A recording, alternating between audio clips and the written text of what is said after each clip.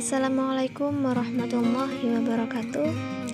Pada kesempatan kali ini, saya akan menceritakan sejarah tentang bagaimana terbentuknya khat trik A. Seperti sebelumnya yang pernah saya sampaikan bahwa khat tertua itu adalah khat Kufi, yang mana khat Kufi ini diambil dari namanya atau dari kota tempat dia berkembang, yaitu Kufah.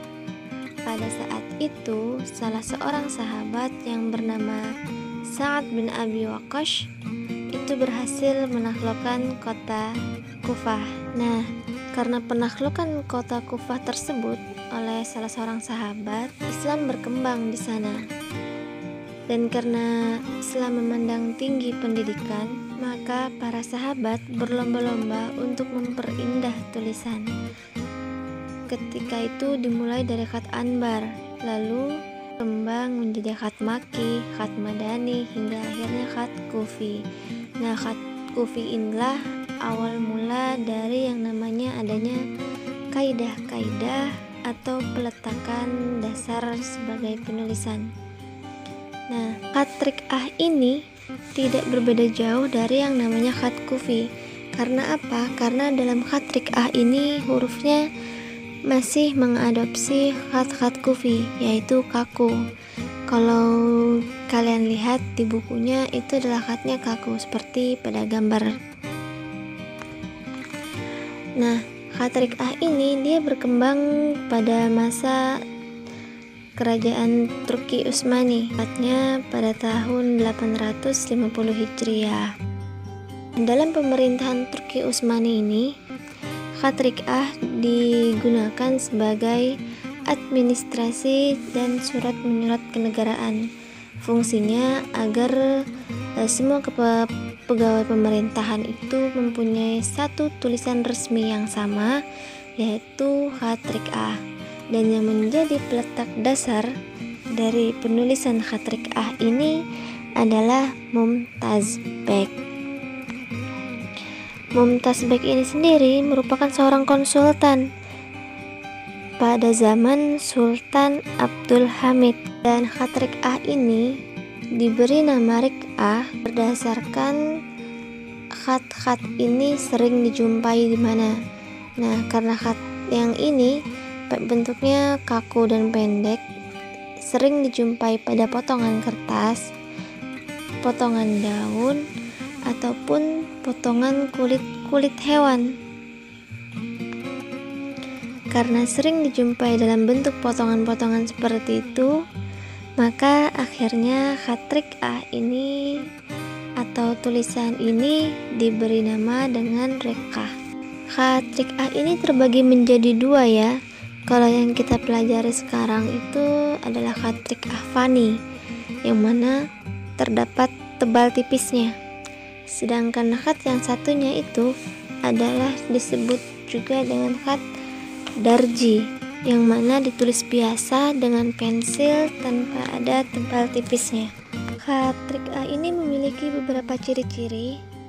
Yang pertama, memiliki ciri-ciri seperti khat Kufi, yaitu identik tanpa baris. Kalau kita bandingkan antara khat Kufi dan khat trik A, keduanya sama-sama tidak memiliki tanda baca atau juga baris, kecuali tasydid ya. Yang kedua, khat trik A ini memiliki busola atau kemiringan yang konstan. Jika Kufi dia lurus, nah kalau khat trik A ini dia juga lurus, tapi lurus dalam kemiringan.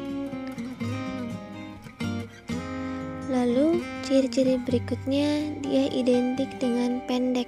Itulah kenapa dia digunakan pada masa Turki Utsmani untuk kerajaan, karena dia itu identik dengan pendek-pendek sehingga tidak mempersulit.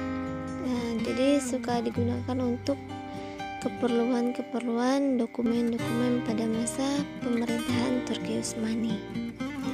Dan berikutnya, salah satu ciri terakhirnya, khatrik A ini ditulis di atas garis. Jadi semua hurufnya itu di atas garis, terbang melayang. Berbeda dengan khat naskhi. Kalau khat naskhi ada yang di atas garis, ada yang di bawah garis. Dalam khatrik A, yang berada di bawah garis itu hanyalah huruf mim. Terdapat beberapa perbedaan juga. Kalau pada khatrik A, titik 2 seperti misalkan huruf ta, ya, atau titik-titik yang semacam itu berbeda dari titik biasanya. Kalau titik 2 bentuk khat naskhi itu seperti ini, maka titik dalam khatrik A itu bentuknya seperti ini. Nah, itu untuk titik 2.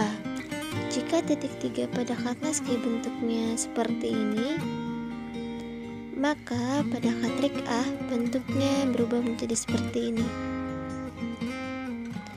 Nah, itu tadi asal muasal mengapa terbentuknya khatrik A. Jadi semula berawal dari khat kufi, cuman karena khat kufi kurang elastis untuk digoreskan, dan jika digoreskan secara cepat maka akan menghasilkan khatrik A.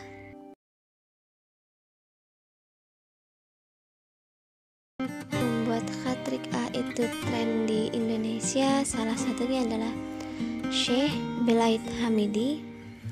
Alhamdulillah saya berkesempatan pernah berjumpa dan belajar langsung dengan beliau. Dia adalah Syekh Belaid Hamidi.